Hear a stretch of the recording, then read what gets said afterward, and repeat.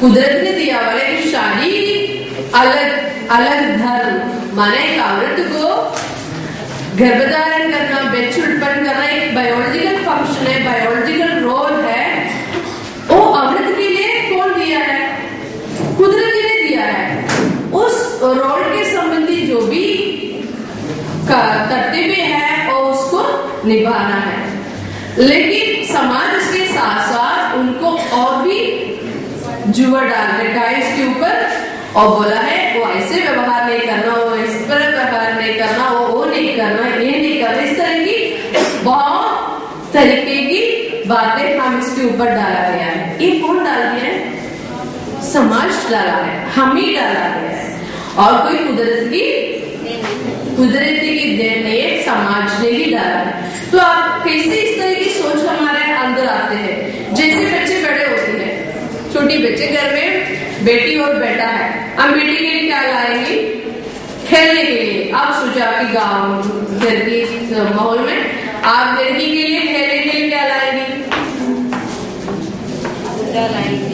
गुड़िया लाएंगी और के लिए जाता के लिए या छोटे छोटे बर्तन लाएंगे खेलने वाला ना, माने आगे जाके हो और आगे जाके कुकिंग करना है, खाना बनाना है।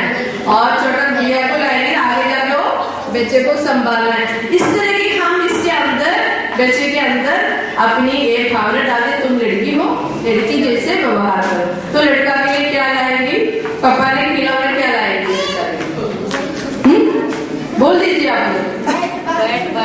बाइक, छोटा बाइक, गाड़ी, बस और बंदूक और गाड़ी लाएगी, क्रिकेट लाएगी, क्रिकेट बॉल लाएगी छोटा सा, ताकि तुम बाहर खेलना है, नहीं बाहर दुनिया में घूमना है। और तुम बंदूक जैसे तुम बहुत कैसे आदमी होना चाहिए? ताकत वाला होना चाहिए, इससे ना डर के काम करना चाहिए। इस तरह के इसके अंदर एक विचार डालते हैं, तुम लड़कियों कैसे होना चाहिए, एक विचार हम बीच से ही डालते हैं। थोड़े बड़े होने के बाद बच्चे स्कूल जाने के लायक होगी, बच्चे स्कूल जाते हैं तो लड़की लड़का दोनों स्कूल से वापस आते हैं तो मम्मी क्या बोलती है बेटी से? हाँ जल्दी अपना यूनिफॉर्म सब निकाल कर अपना काम कर रहे, गौशाला में काम करो, पानी निकालो, किचन में काम करो, ये बोलते हैं नहीं, है ना? घास लाओ, पानी लाओ, किचन में मदद करो। अपने लड़का से क्या बोलेगी? खेलने नहीं देगा तो उनको भी जिसके चारा डाल दो। हाँ, किसी घर में बोलते हैं, किसी घर में बच्चे को खेलने देते, तुम जाओ खेलो, क्रिकेट खेलो, इसमें कोई मना तो नहीं। लेकिन लड़के लोगों के लिए इस तरह की खेलने के लिए घर में इतना हम परमिशन अनुमति नहीं देते हैं। तो हम आपके माहौल में लड़कियों के लिए दिया जा रहा है कि नहीं, जाइए दौड़िए धूपिए जिम कीजिए, और आपकी लड़कियां भी आगे निकल रही है। इसके माने हम एक तरह की लिंग समानता की ओर आ रही है। लेकिन अभी भी हमारा सोच में बहुत फर्क आने के लिए है। हम बहुत इस तरह की बहुत कम सोचते हैं। हमें मालूम है, अपना अनुभव है, गांव के इलाका में हमें डिस्पेंसरी हॉस्पिटल है, वहाँ हमारे सिस्टर लोग काम करते हैं। तो वहाँ डिलीवरी होते हैं, तो जहाँ लड़का जन्म होते हैं तो मिठाई की पेटी लेके आते हैं खुश करने के लिए स्टाफों को, जो नर्सेस लोग हैं इसको, स्टाफ डॉक्टर्स लोग हैं इसको खुश करने के लिए मिठाई की पेटियां लेके आते हैं। लेकिन जहाँ बेटी जन्म होती है एकदम मम्मी की मुंह दुख हो जाती है, मलिन हो जाती है, वो कभी मिठाई की पेटी लेके नहीं आते। किसी घर से आते हैं तो नहीं आते हैं, ये सच की बात है। हमारी गाँवों में होने वाली बात है, एक हम गाँव की बात नहीं है, दिल्ली में हमारे हॉस्पिटल में भी ये बात होती है। तो हमें ये बात सच में पता है क्या होगी। तो हमें लड़का को ज्यादा क्या देती है? ज्यादा प्यार देती है, ज्यादा प्रमुख स्थान देती है। हमारे समाज की बहुत सोच की फर्क इसमें हम देखते हैं। दूसरी बात है, जहाँ हमारा स्कूल है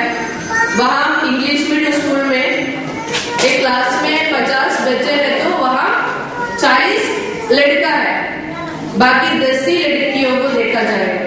तो हम इन बच्चों से, लड़कों से पूछते तुम लोग की बहन नहीं है, नहीं पढ़ते हैं? तो बोलते हैं पढ़ते हैं ये लोग बगल में जो सरकारी स्कूल है वहां पर। तो इनकी माँ बाप से हम पूछते क्यों इस बात, इनको क्यों वहां डाला गया? तो बोला इसको तो हम इंदरी करवाना है, वो ज्यादा तो पढ़ा रही है, फिर शादी करवाना है। तो उनकी जो भी खर्चा है इसके लिए अभी से इकट्ठे करके शादी के लिए रखा गया है।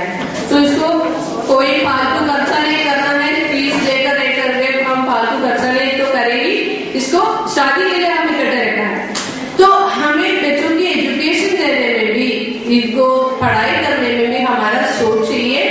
लड़कियों को इतना अच्छे से पढ़ने का मौका बराबरी मिलने का जरूरी नहीं है, तो कम से कम पढ़ी लिखी तो होना चाहिए। तो इस तरह की हमारे बीच में बहुत तरीके की भेदभाव हम देखा जाता है।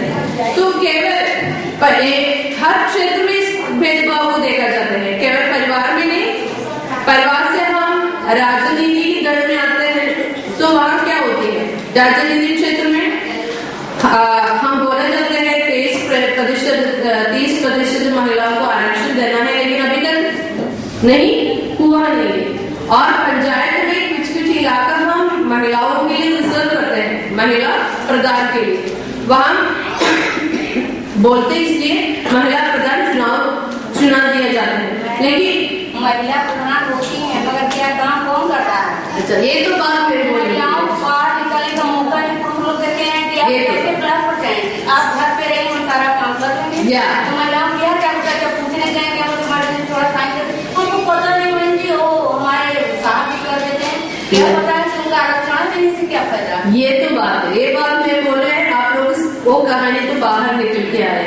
ये हमारा राजनीतिक दल में और सामाजिक दल में ही होती है। तो अगर धर्म की मामला में और धर्म के क्षेत्र में चले जाएंगे तो महिला को कहाँ स्थान है? अलग अलग धर्म में, मुस्लिम धर्म में, हिंदू धर्म में महिलाओं को उनके स्थान है। हम देवी के रूप में महिला को पूजा करते हैं, उसी महिला को हम घर में उस महिला को हम प्रदान करते हैं। तो ये होती है हमारा समाज में बहुत अंतर है। एक अंतर बहुत सदियों से हमारा भारत में, केवल भारत में नहीं, हर दुनिया में, हर देश में इस तरह की हम देखा जाता है कि महिला को हम कम समझते हैं। तो मैं एक बात आप लोगों के सामने रखना चाहते हैं, क्या महिला इसकी काम बहुत कम है क्या? इसकी काम की कोई मूल्य नहीं है। घर में कौन सुबह उठते हैं? घर में कौन सुबह सबसे पहले उठते हैं? महिला। सबसे आखिरी कौन सोते हैं? महिला सबसे आखिरी महिला सोते हैं। खाना सबसे आखिरी कौन खाता है? महिला खाते हैं। तो अगर हम खेती बाड़ी का अपने क्षेत्र की बात कर रहे हैं, हम बोलते हैं महिला को अंदर ताकत नहीं है, ज्यादा मसल पावर नहीं है, इसलिए ज्यादा मेहनत की काम महिला नहीं कर पाते हैं। तो मैं एक बात आपसे पूछना चाहते हैं, खेती बाड़ी में जो कम चुग कर जो कमर टूटने वाला काम कौन करते हैं? दान क्या बोलते अपने शब्द में मुझे मालूम नहीं, दान लगाना है ना, कुछ लगाना, ये सभी कौन करते हैं? महिला करते हैं। कोई आदमी हाथ नहीं देता। आदमी क्या करते हैं? हल चलाते हैं ना, ट्रैक्टर चलाते हैं, ट्रैक्टर से जुताई होती है। तो एक काम भी बहुत आसानी तरीके में आदमी कर लेते हैं, बाकी जो मेहनती की काम है कौन करते हैं? महिला करते हैं। और ये वजन उठाना कौन करते हैं? महिला करते हैं। लेकिन जब वेजेस, जो पैसा की बात आते हैं, तो किसको बराबर, दोनों को बराबर पैसे मिलते हैं? तो घर का काम कर तो देखना होता है, जो गलत तैयार होता है वो बेचकर मालिक बनकर आज ही सारा काम आप लोग करते हैं, लेकिन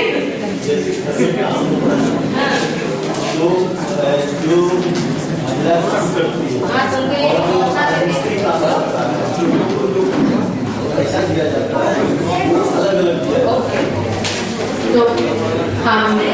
हम इनमें SDM साहब के लिए हम मौका देते हैं, इस बात पर हम आगे चर्चा करेंगे।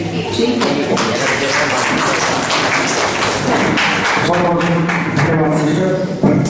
आप इस भारत में केरल से पधार करके हमारी इंडिया की संदर्भ में पधारी।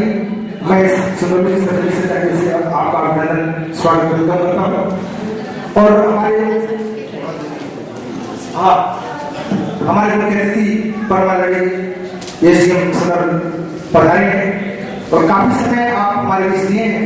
मैं इसके लिए इस स्पीड संस्था की तरफ से कृतज्ञता व्यक्त करता हूँ और मैं आमंत्रित करता हूँ कि आप मंच कर रहा हूँ, क्योंकि आपके तमाम कार्यक्रम हैं, आपने बेसम समय में दिया है, तो आप मंच पर आए और अपने बोधन हमारे बीच प्रस्तुत करें। उस विकास से प्रदान करें परमालड़ी SDM सदर।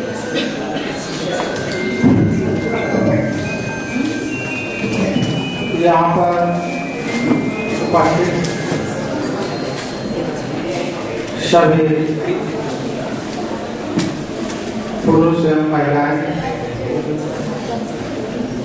को इस कार्यशाला में आने के लिए बहुत बहुत धन्यवाद। मैं आप लोगों के बीच में इस कार्यशाला में चाहता था कि पूरा समय दूं, लेकिन कुछ कार्य व्यस्तता की वजह से मुझे बुलाया जा रहा है, इसलिए मैं आप लोगों के बीच से कार्य व्यस्तता के कारण ध्यान नहीं कर पाऊंगा। 3 मुद्दों पर जो बात हो रही है, मानव से जुड़े हुए बाल विवाह, महिला उत्पीड़न और मानव व्यापार, तीनों मुद्दा चंदौली, चढ़िया, उत्तर प्रदेश, भारत तक ही सीमित नहीं है। पूरे मुद्दे तीनों पूरे विश्व में छाए हुए हैं। तीनों मुद्दों के जड़ में कुछ समाज की व्यवस्थाएं हैं, कुछ समाज की सोच है और कुछ समाज का आर्थिक ढांचा है जिम्मेदार। पहले एक वक्ता बोलते गए, उन्होंने इशारा मेरी तरफ किया था कि मैनेजर कौन है, काम करने वाला कौन है।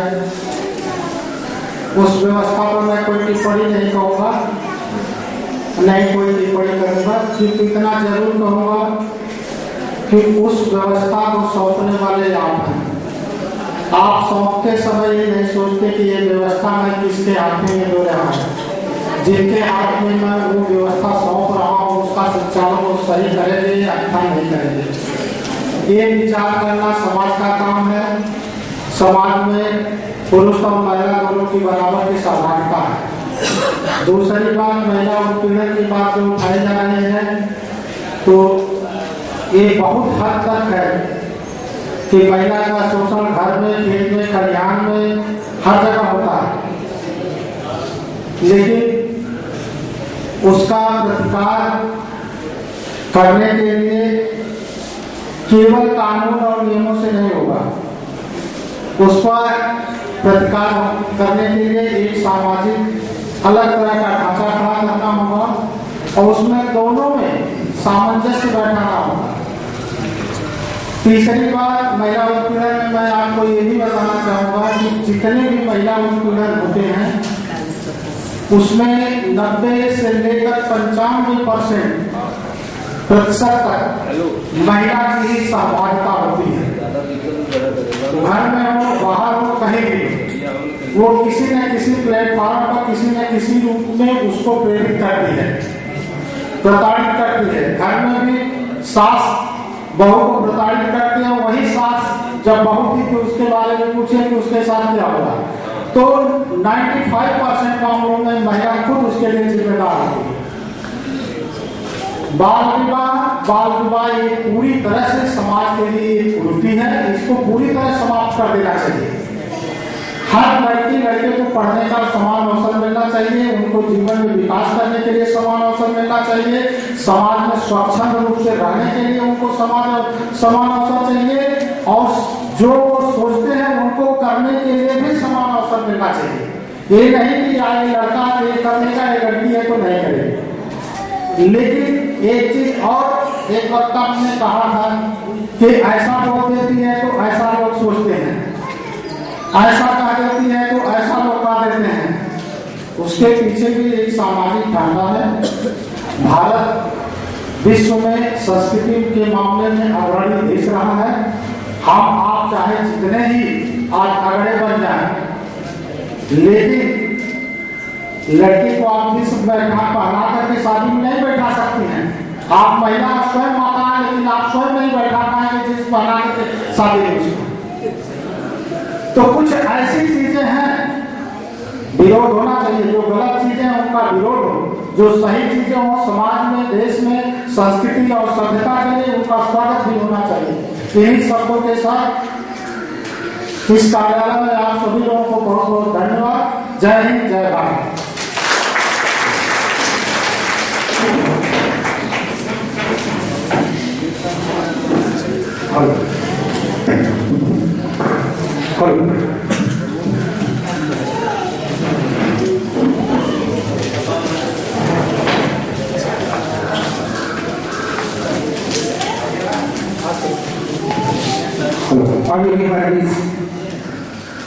श्री धर्मेंद्र कुमार से अद्भुतता श्री कोई सभा में पधारे।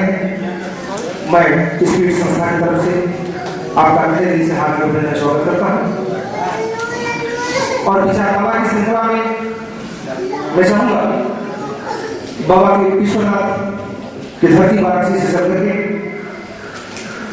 आप श्रीमती बिंदु जी ग्रामीण संस्थान वाराणसी से पधारी है। आप मंच करवाएं और अपने विचारों को हमारे बीच रखें। हम सभी को दिशा निर्देश दें। परमानंद श्रीमती बिंदु जी ग्रामीण संस्था वाराणसी।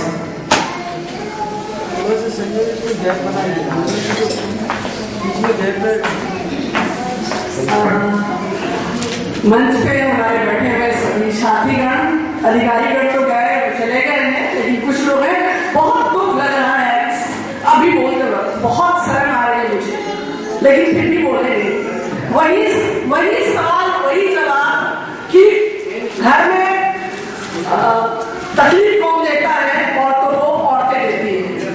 इतने सदियों से सुनने आ रहे हैं और आज भी वही सुनने को मिला, और वो भी हमारे माननीय एसडीएम साहब के साथ।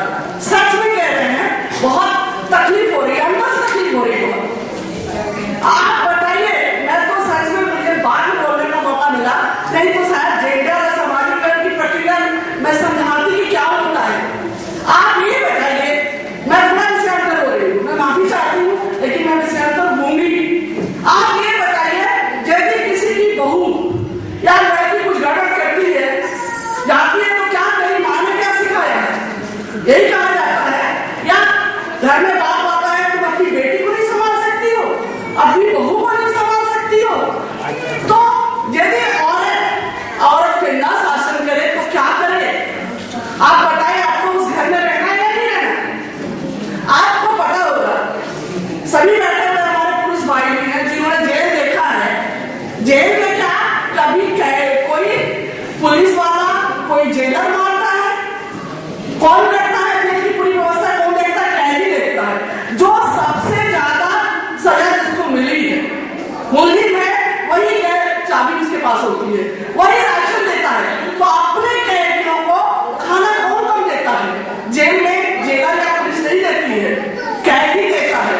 आप सोच सकते हैं। तो इसी तरह हमारे समाज में भी हम लोगों ने भी एक अच्छी औरत की धारणा सुना।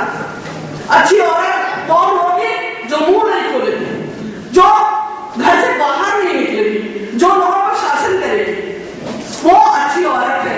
कौन बताइए बुरी औरत बनने का पंगा लेगा अपने ऊपर? कौन अपने बहू हो या अपनी बेटी पर जो पति चाहता हो या बेटा चाहता हो न करे? दहेज में गाड़ी होता है, मानते हैं लोग, कहते हैं कौन माना है? बेटा को चाहिए गाड़ी, पति को चाहिए गाड़ी, कहते हैं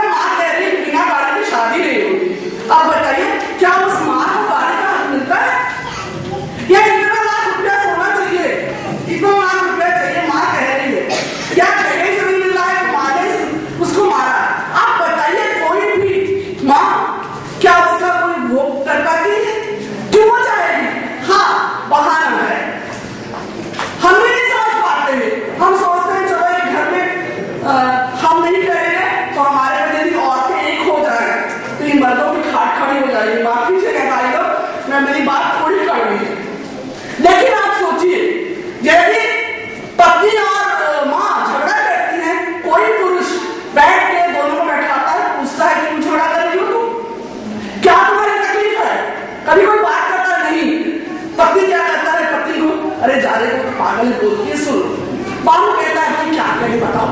दोनों को अलग अलग बांटता है, कभी दोनों को एक साथ बैठ के समस्या का हल नहीं करता। आप बताइए, भाई भाई नहीं करते हैं? जमीन जायदाद को लेकर भाई भाई का कत्ल कर देता है, लेकिन कोई नहीं कहता है कि 90% भाई को और पुरुष के दुश्मन है। लेकिन आज इस मंच पर बैठ के ये भी सुनने को मिला 90% महिलाएं हैं, महिलाओं को शोषण करता। मुझे बहुत है, 20 सालों से मैं समाज में यही सुनती आ रही हूँ और आज भी लोगों का मानसिकता नहीं बदली है। कैसे बदलेगी? हम, हमारी सोच तो यही है, हम कहीं चले जाए जैसे भी वैसे ही तो रहेंगे। जेंडर की बात कर रही थी सिस्टर, बहुत अच्छा समझा रही थी।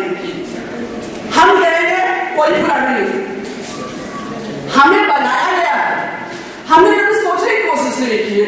मैं अपने घर का अपना उदाहरण आपको बताना चाहूंगी कैसे ये होता है शोषण। माफ कीजिएगा, कोई अपने घर की होता नहीं है, मैं बताती हूँ। मेरे घर में भी मेरा एक भाई है, मेरी एक भाभी है।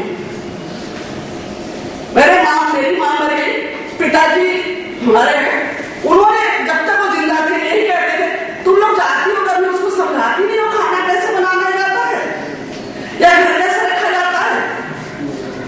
अच्छा, एक आध बार दीदी ने कुछ कहा तो उसको लगा हमारी भाभी को कि ये गलत हो, बेकार है, बाबू जी कुछ बोलते नहीं है, ये क्यों बोलती है। मैंने दीदी को बोला एक बार, तुम क्यों बोलती हो? वो खाते हैं, वो अपने बहू को कुछ नहीं बोल सकते हैं, तुम क्यों बोलती हो? बुरी कौन बनती हो तुम? तो बोली हाँ ये बात तो सही है। हम वो चुपचाप खा के चले आते हैं घर को, वो अपनी बहू को नहीं बोल सकते, हम क्यों बोले? हमसे बोले हम क्यों बोले? आपकी बहू है, आप देखिए, आपका बेटा, आप देखिए, मैं क्यों बुरी बनूं? तो मुझे उससे समझ गया, मैं अपने जीवन से समझ पाई कि ये है समाजीकरण, ये है औरत की दुश्मन का सवाल। हम कहाँ कहते हैं, कोई भी घर में देखिए क्या बनेगा क्या नहीं होगा, ये है हमारे बंटवारे। और एक ही कोख से पैदा हुए बेटा और बेटी, ये सब सोचने के नहीं आता। जब बेटा पैदा होता है तो बेटी पैदा होती है, तो वो दोनों एक ही सोच लेके आते हैं। उस समय कुछ नहीं होता, दिमाग खाली रहता है। हम करते हैं, जो देखता है समाज में बच्चा वही करता है। ये सारे पुरुष कहीं से कुछ सिखाए नहीं यार, इन्होंने देखा है भैया।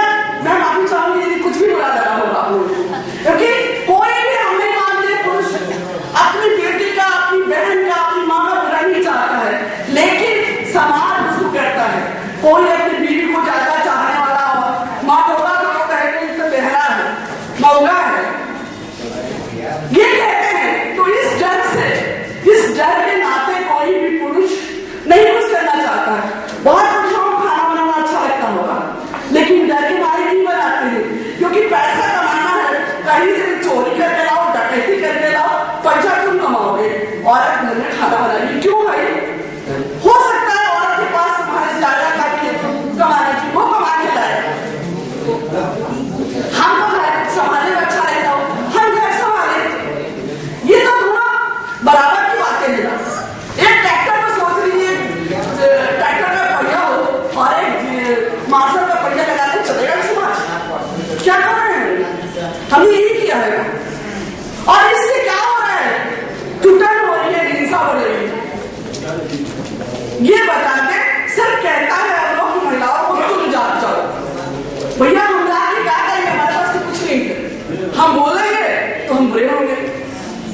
मैं एक दो और उदाहरण आप लोगों को करके मैं अपनी बात को खत्म कर रही हूँ, क्योंकि मुझे जो गुस्सा था, मैंने सबसे पहले अपना गुस्सा निकाला है, क्योंकि बहुत बुरा लग रहा था। ना कहती तो गलत होता। नहीं देखिए वकील साहब, सच बता रहे हैं, मुझे बहुत खराब लगा इस बात को कि भगवान आप भी और हमारे अधिकारी ने बोलते इस बात तो और लगता है। ठीक है, आम आदमी बोलता है भाई वो समझ नहीं है, उसके अंदर जो भी कहो ठीक बात है। मैं अपने जीवन के 2-3 उदाहरण से आपको जेंडर समझाने की कोशिश करूंगी। सिस्टर ने बहुत अच्छे ढंग से समझाया, लेकिन मैं और आपको अच्छे ढंग से समझाने की कोशिश करूंगी। मैं अपना जो खुद का उदाहरण ले, मैं आप जानते हैं कि मैं बाहर काम करती हूँ, मतलब पैसा कमाती हूँ, एक मेरी आइडेंटिटी है। और घर में भी लोग मानते हैं कि पैसा कमाते हैं, कुछ करते हैं। मेरा एक दिन भतीजा था, छोटा भतीजा मेरे पास रह के पढ़ रहा था।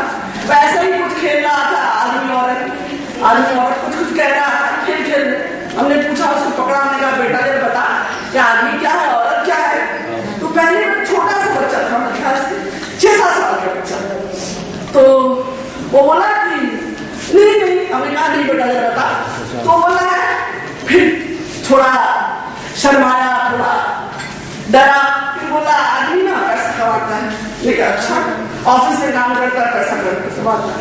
हमने औरत क्या करती है? तो औरत घर का काम करती है, खाना बनाती है, घर का काम करती है। लेकिन अच्छा, तो ये बताओ जो है यहाँ तो इस घर में तो सभी खाना बनाती है। तो बोला ये है ना, मैंने कहा चाचा खाना बनाता है। तो कहता चाची आ जाएगी तो नहीं खाना बनाएगी। हमने कहा अच्छा, तो हम तो जाते हैं ऑफिस काम करने। तो कहा बुआ आप तो लड़की हो ना, आप तो ऑफिस में जाते हो। मतलब मैं औरत नहीं हूँ, पैसा कमाने वाली औरत ही। उस लड़के ने, किसी ने नहीं कहा। मैंने कहा अच्छा, जबकि इस घर में देख रहा है, जिस घर में वो रह रहा है, कि इस घर में मर्द भी खाना बना रहा है और बाहर कमा रही है, औरत भी कमा रही है, लेकिन ना उसने एक अपने हिसाब से तीसरी कैटेगरी बांट दिया। तो ये किसने सिखाया? हमने नहीं सीखा, हमारे घर में नहीं सीखा, उसने पड़ोस ने सीखा, बाहर समाज में निकल रहा उससे सीख रहा है, स्कूल में जा रहा है उससे सीख रहा है। एक और घटना हम बताएंगे छोटे बच्चे की। बहुत कोई 3-4 साल का, 3 साल का बच्चा रहा होगा, एक हमारे मित्र का। तो हमने बोला ना पैसा कमाने की जो है कि पैसा कमाने वाली बुआ है, गया टॉफी दे दे कुछ हुआ। एक दिन वो मेरे घर आया, दरवाजा में बोल रहे थे, तो मैं झाड़ू ऐसे पकड़ी हुई थी, लगा रही थी, तो ऐसे हाथ मुंह उनका क्या बुआ झाड़ू? हम कहा हाँ। बोले ना झाड़ू बुआ झाड़ू नहीं। ना क्यों? बुआ पैसा, झाड़ू मम्मी। जितना 3 साल का बच्चा पढ़ रहा था, मेरे दिमाग में स्ट्राइक किया, आखिर ये लड़कियों को कहां से आया? मैंने उसके बाप से बोला कभी तुम झाड़ू लगाते नहीं हो? मैंने कहा पापा झाड़ू नहीं लगाते बेटा। बोला ना पापा पैसा, पापा ऑफिस, पापा झाड़ू नहीं।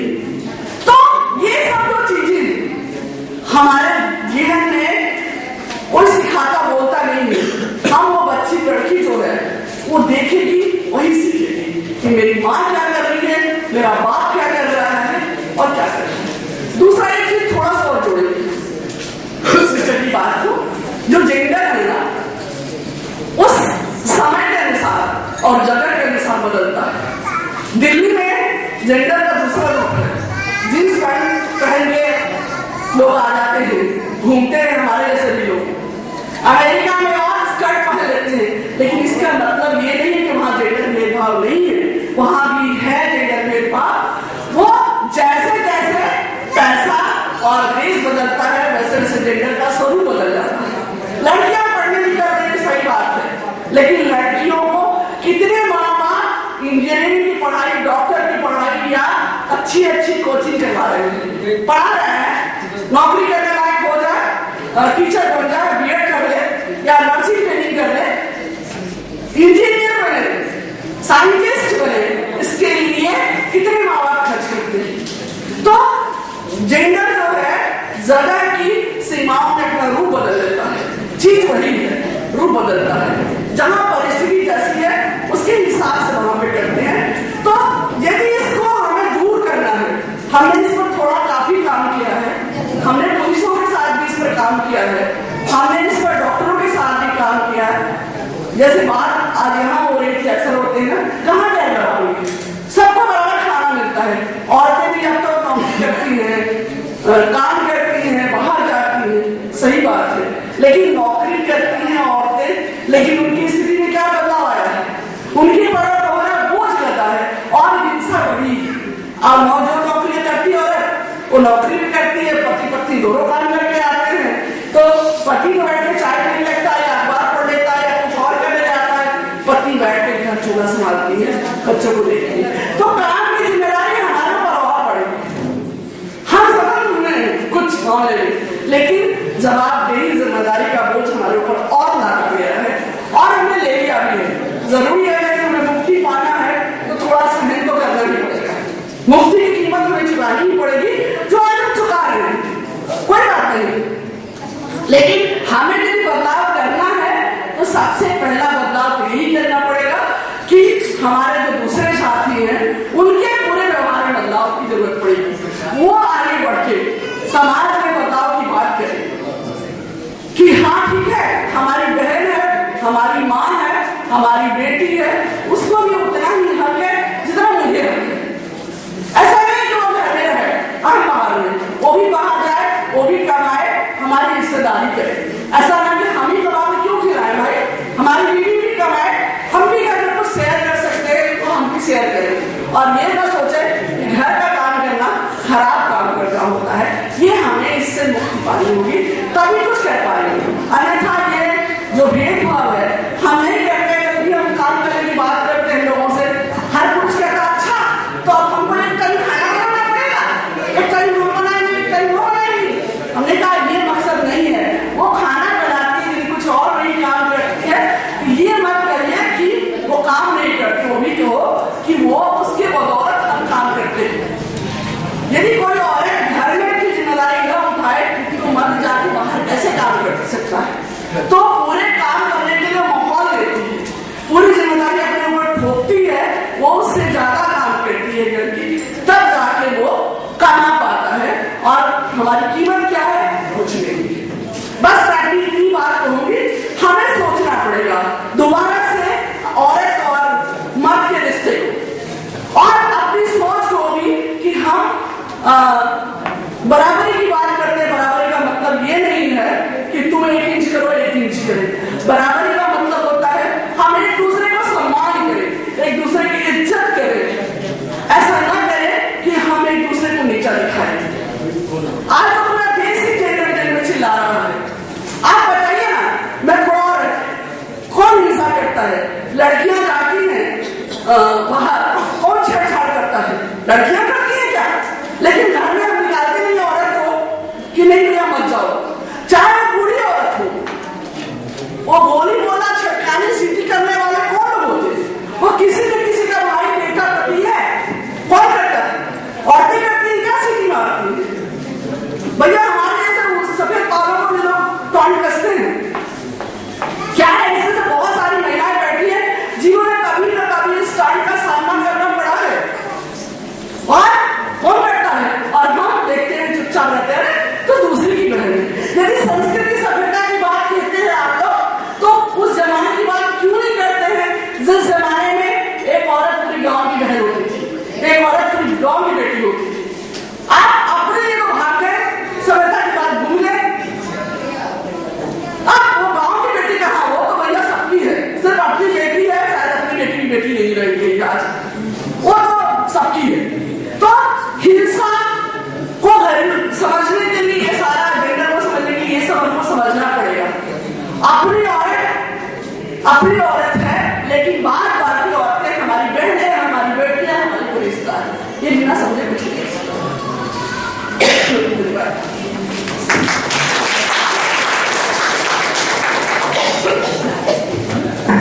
बहुत बहुत धन्यवाद, आपने बहुत अच्छे अपने विचार रखा, और जो भावनाएं आपके दिलों में कब से उमड़ रही थी, भावनाओं को आपने व्यक्त किया, बहुत बहुत धन्यवाद।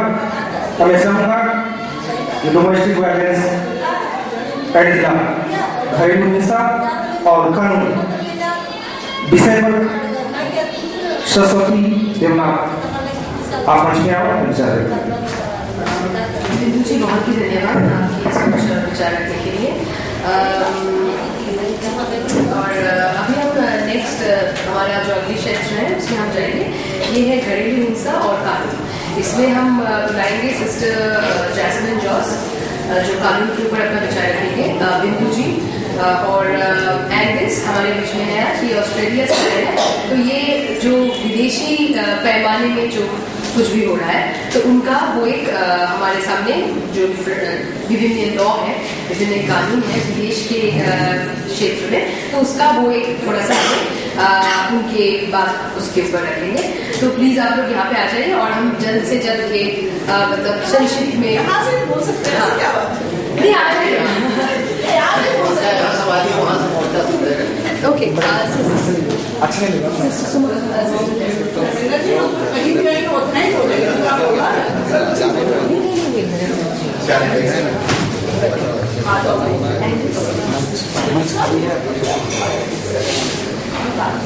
हम बिंदु जी से बहुत अच्छी तरीके में जेंडर की जो बात है गांव में हमारे समाज में जैसे चलते आ रही है सुना है, तो आपको ये बात बहुत अच्छी तरह समझ में आया होगा क्या सच में असली में हमारा समाज में हो रही है।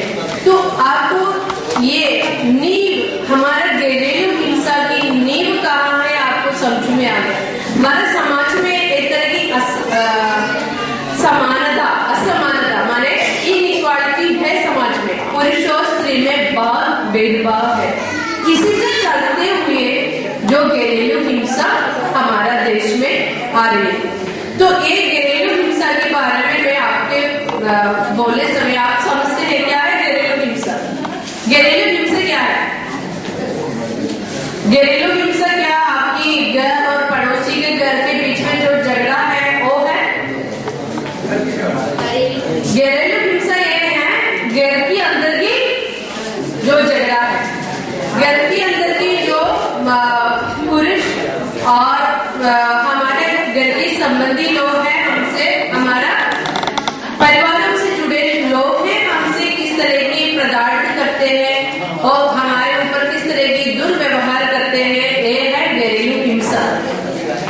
हमारे देश में 2005 में घरेलू हिंसा के विरुद्ध एक कानून बनाया गया है। इसको पूरा शब्द है घरेलू हिंसा संरक्षण अधिनियम, इसके ब्रैकेट में है संरक्षण, माने हिंसा के बदले संरक्षण आना चाहिए। तो इसी को बहुत अच्छे बात है।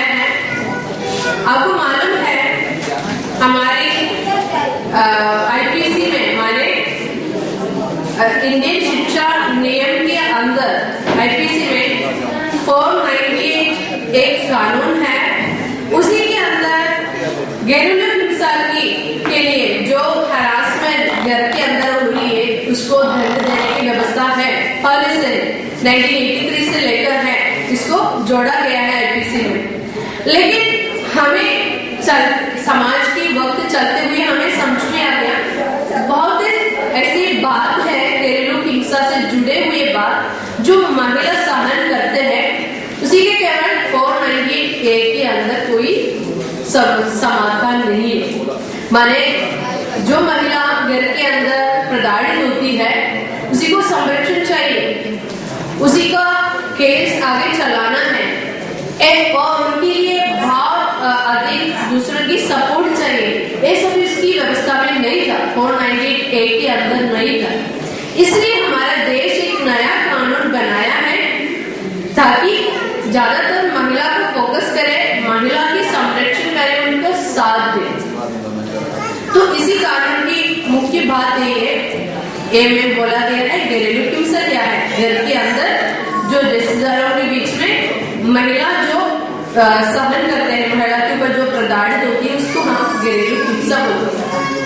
तो इसके अंदर जो घर माने एक महिला किसके साथ रहती है, उनके पति के साथ हो और शायद पति नहीं होगा, माने शादीशुदा नहीं होगा, साथ रहते होगा, इस तरह की पुरुष हो और साथ रहते हैं, उसी से कुछ उनको सहना पड़ता है, उसके ऊपर अत्याचार हो रही है, वो भी इस कानून के अंदर आते हैं। तो घरेलू हिंसा के अंदर आप देखते हैं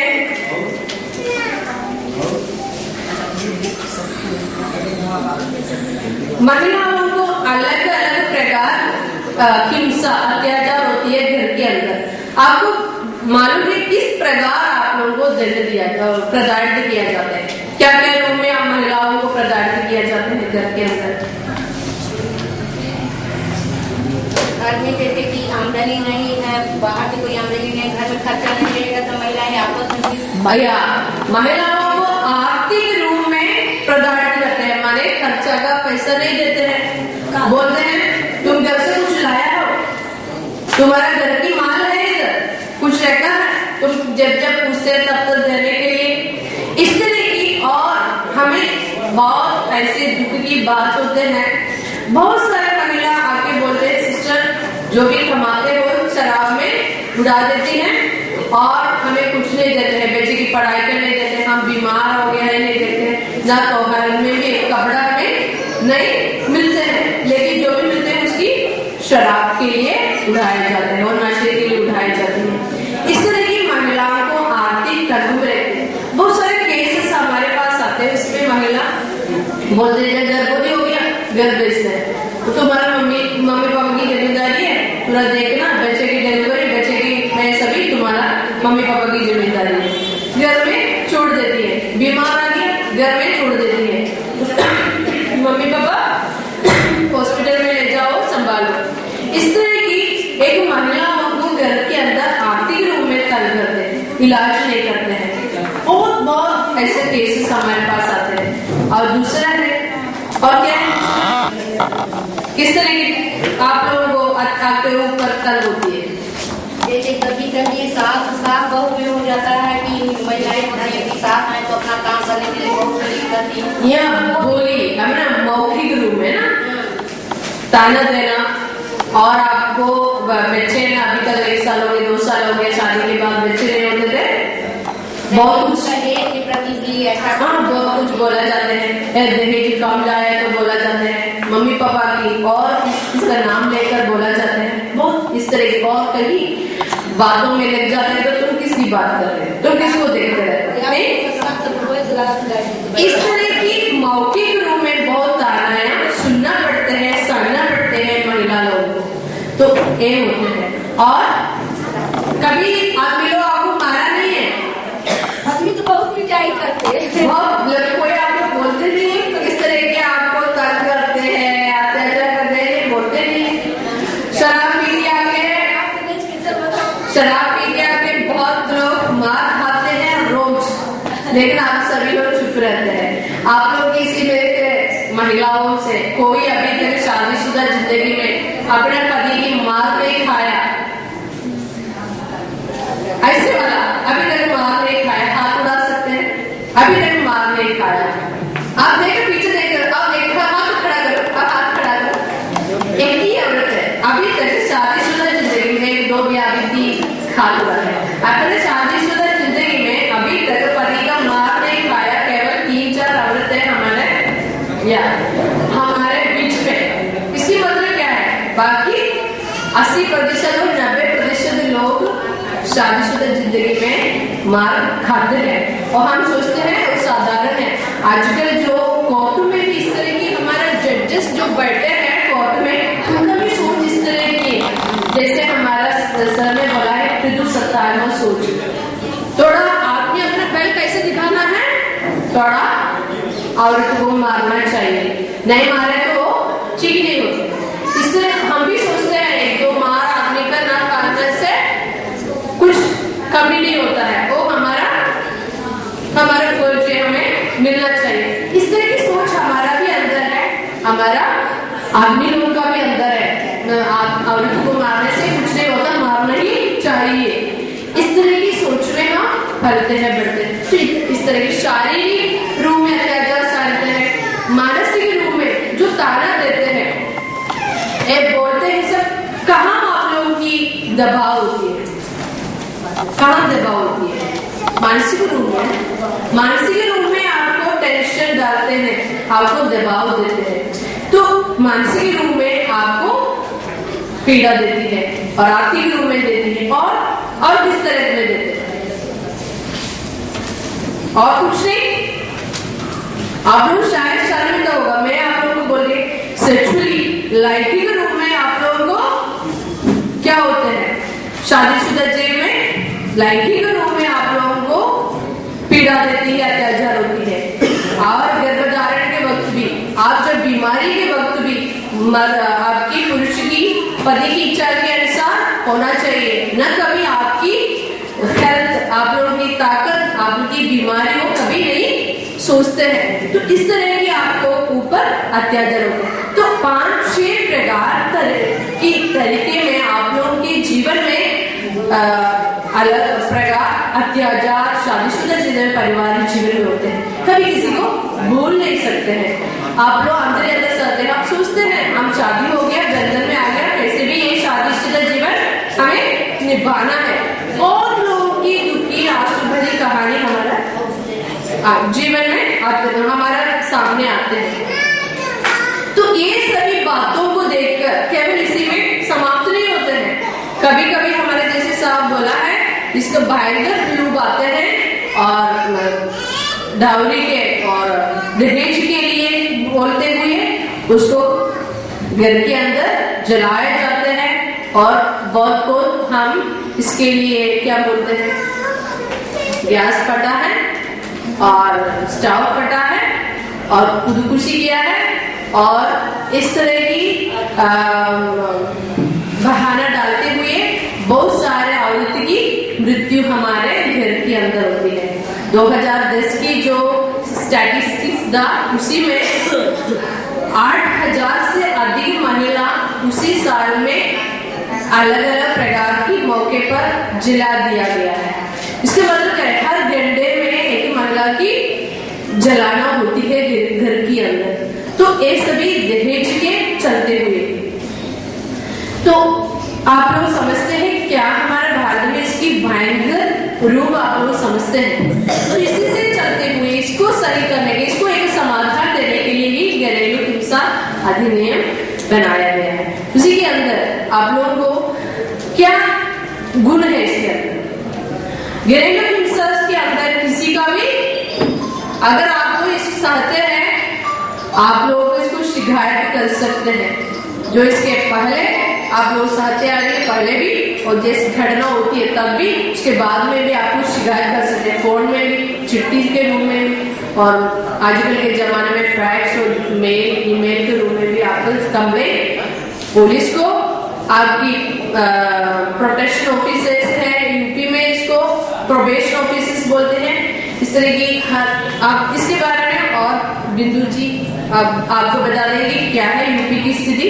आपको आपकी शिकायत बोल सकते हैं, इसमें जरूरी नहीं है खुद आपकी शिकायत करना है, हमारा हर एक का फर्ज है। अगर आप पड़ोस में रहते हैं, घर के अंदर कोई ऐसे झगड़ा सुन रही है, पड़ोस में सुन रही है, तो आप समझते हैं ये भयंकर रूप हो रही है, वहां कुछ हो जाएगा, हम कुछ इसके ऊपर हाथ करना है, हाथ डालना है और आप समझते हैं तो जरूर आप कुछ शिकायत कर सकते हैं फोन से। ऐसे सोचना है हम शिकायत किया तो फिर हम चक्कर में पड़ जाएंगे, ऐसी बातें नहीं है।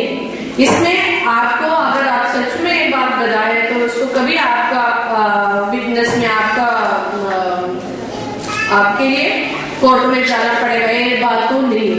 तो शिकायत आपको कर सकते हैं, कोई भी व्यक्ति ये सुनते हैं इस मौके पर आते हैं उस व्यक्ति को, और आपकी कोई संबंधी लोग हैं, आपके रिश्तेदारों को, इसी को भी ये शिकायत कर सकते हैं। इसी के अंदर बहुत सारे लोग हैं, पुलिस अधिकारियां हैं और आपकी प्रोबेशन ऑफिसर्स हैं और आपकी जो संस्था है, सामाजिक संस्था है, आप लोगों के लिए नियुक्त किया गया है विशेष इस आप लोगों की इस बात को आगे लेने के। अगर आप शिकायत किया है पुलिस ऑफिसर की, उनकी कर्तव्य बनते हैं आपकी रिपोर्ट तैयार करना है, आपकी सलाह देना है, आपको कोई लीगल एड जो वकालत करने वाला, फ्री में आपकी बात करने वाला, वकालत को करने वाला वकील के साथ ले जाना है, उसके मुलाकात कराना है, आपकी केस आगे बढ़ाना है, ये सभी लीगल काम है। अगर